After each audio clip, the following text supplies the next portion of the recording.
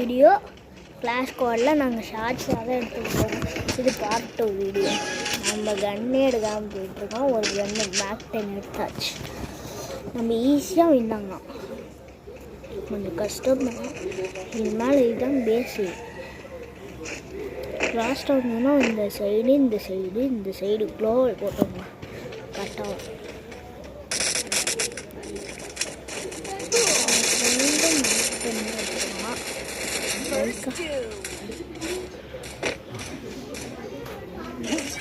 கீழே மேக்காய் சாத்தே விட்டான்.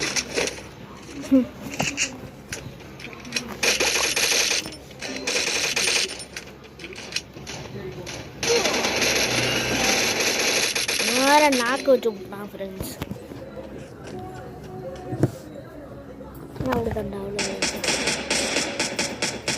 அவ்வளோதான்.